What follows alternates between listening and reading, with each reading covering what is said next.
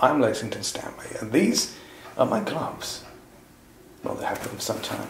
This is the RST Raptor 2, and as you can see, it's an earth glove to fit a mammalian hand. I never said I was an expert. And I just thought, since I am retiring these gloves, that I would give you a quick review.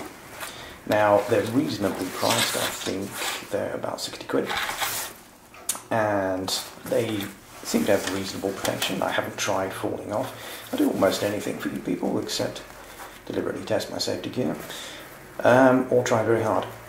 Carbon-ish knuckle protectors. You can see reasonable amounts of extra padding on the fingers. Grip panel on the inside, which seems quite effective. I do find, because it's a relatively thick glove, that sometimes I accidentally suddenly let go of the throttle and chop it a little bit, because this does stick quite well, like it's supposed to.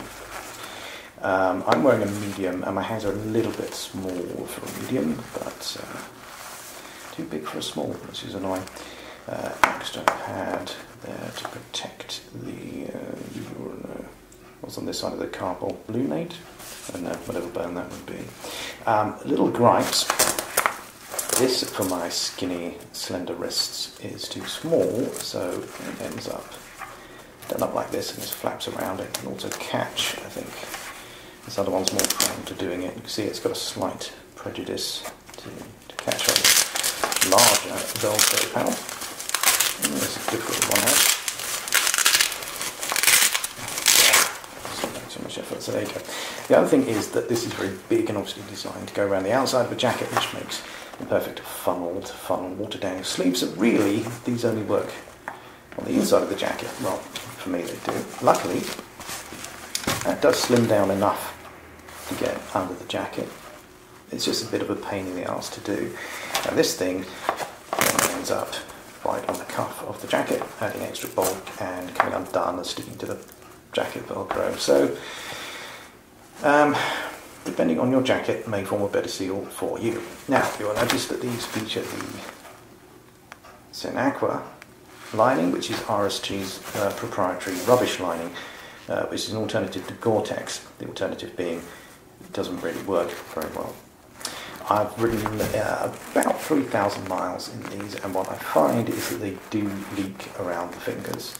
Not very substantial. Gloves don't fill with water, but they do get damp after a while. And now I've upgraded the rest of my gear, so I know the water isn't coming in through the sleeves or whatever. I know that the fingers are starting to leak.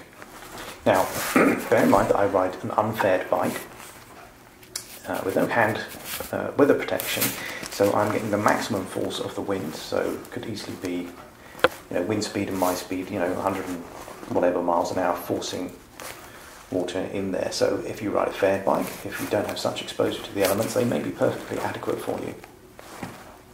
And if you do less miles, maybe they'll last you longer. It's hard for me to say whether they leaked from the inception, because the rest of my stuff was so leaky, I wasn't able to tell the difference.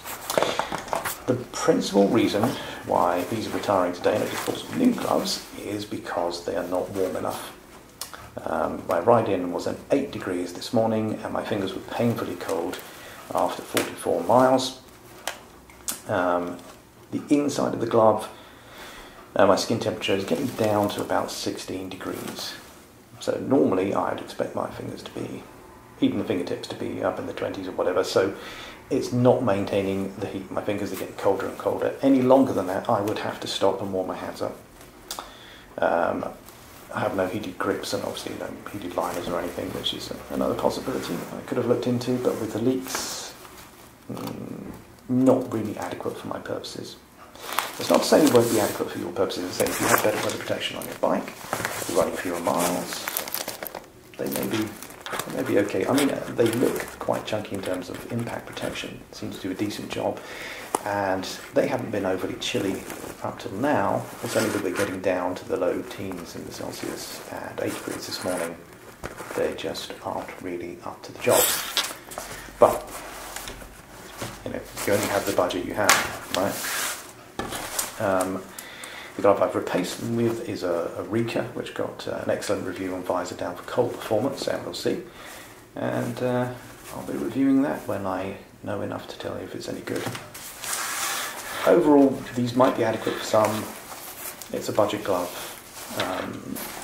It's not going to meet all your winter riding needs. I think basically you need to spend more money.